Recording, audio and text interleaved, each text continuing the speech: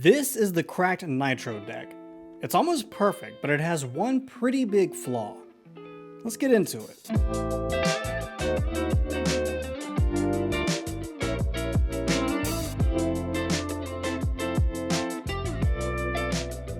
Essentially, this thing is a very large controller that just cradles your entire Nintendo Switch. The idea is that the added thickness makes the Switch more comfortable and easier to hold, at the sacrifice of portability. It's compatible with both the OLED and the regular Switch models. To use it, you simply remove your Joy-Cons and slide the Nintendo Switch into the controller.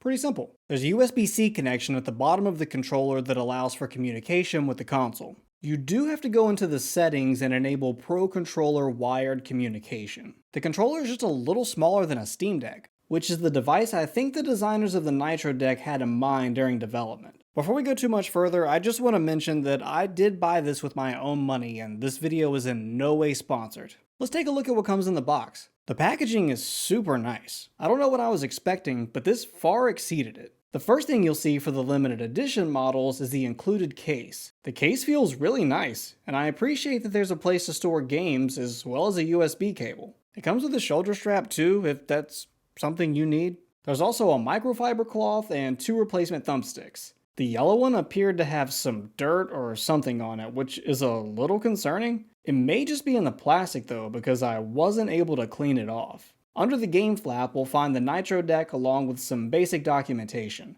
There's a huge sticker on the inside of the unit letting you know to enable that Pro Controller wired communication setting that I mentioned. Honestly, I think this sticker was a bit overkill. It didn't come off smoothly and it left a bit of adhesive residue behind. When I first picked up the Nitro Deck, my initial impression was that it felt too light and kind of cheap. However, my opinion on that changed immediately after sliding in the console. It feels much more solid once the console is in. It has a pretty tight grip on the console, so you won't have to worry about your Switch sliding out, especially since it has latches inside that hold the Switch in place. There's a slider on the back of the Nitro Deck that's used to release the console. It can be a bit tricky to remove, but that's mostly because of the tight fit, which is a good thing. It's certainly easier to hold in comparison to Joy-Cons. It actually feels similar to the Steam Deck, and like the Steam Deck, it'll start to feel heavy if you play for more than an hour or so. Let's talk about the buttons. The face buttons are easy to reach and have a similar click to the Nintendo Switch Pro Controller. The left thumbstick is easy to use as well, and you should know that both thumbsticks use Hall effect sensors, meaning you don't have to worry about Joy-Con drift anymore. The right thumbstick and the D-pad are in terrible positions.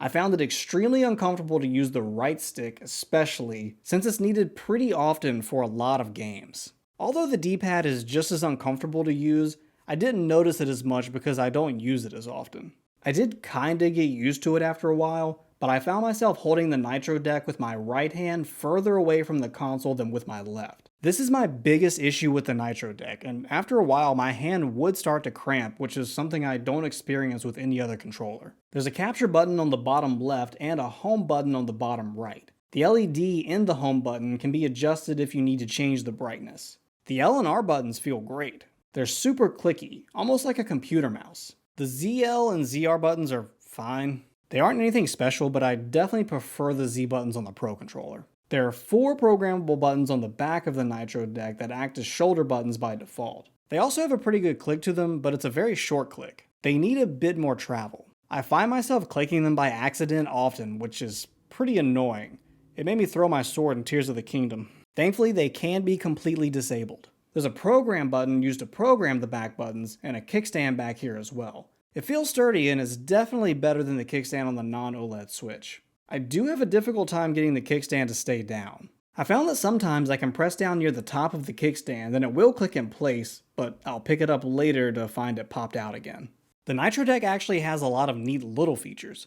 I already mentioned the swappable Hall sensing thumbsticks and the programmable back buttons, but what I haven't mentioned yet is the fact that this thing supports motion controls. The motion controls feel tighter with the Nitro Deck than with the Pro Controller or Joy-Cons, which is something I really appreciate. I've always found the motion controls on the Nintendo controllers to be a little too sensitive. I was surprised to learn that the Nitro Deck has built-in rumble. It's not Nintendo's HD rumble, and it's pretty weak, but I imagine that a stronger motor would have been heavier and more expensive. I'm just glad it's here at all. There's also a turbo mode if you need to spam a button. It's not a feature I think I'll need, but it's there. The Nitro Deck has two USB-C ports on the back. The input port is used to charge your Switch while you're playing, or if you just don't feel like removing it. The output port is for using the Nitro Deck as a wired controller while the Switch is docked.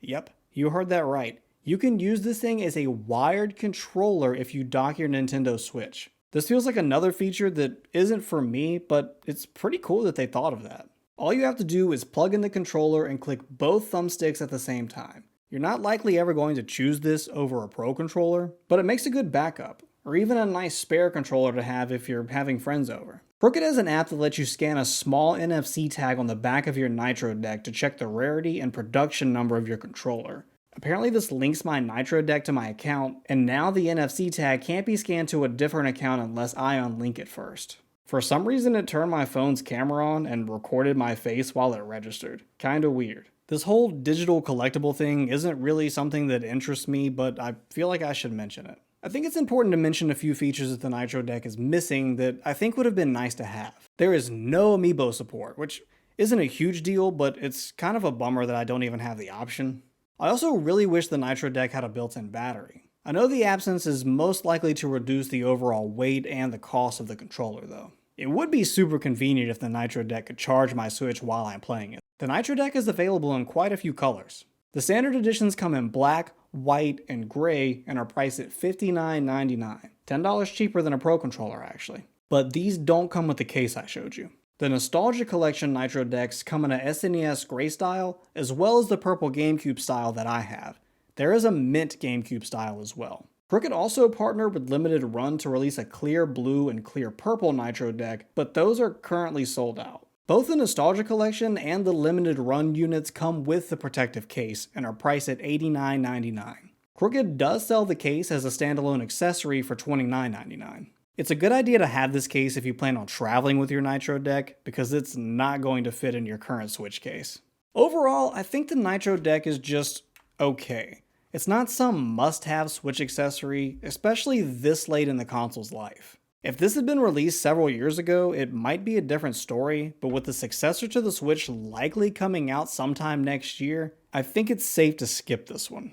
At the same time, I think most people won't be disappointed if they pick it up. Like I said, my biggest gripe with the Nitro Deck is the placement of the D-pad and the right thumbstick, and that may be a deal breaker for a lot of people. But I want to know what you think. Are you picking up a Nitro Deck? Did this video sway you one way or another?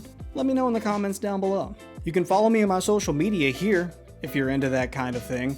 Also, I would greatly appreciate it if you would share this video with a friend. It's an easy and free way to support this channel, just like subscribing. Thanks for watching. I'm gonna get back to Tears of the Kingdom. I still haven't finished it yet. I'll catch you on the next one.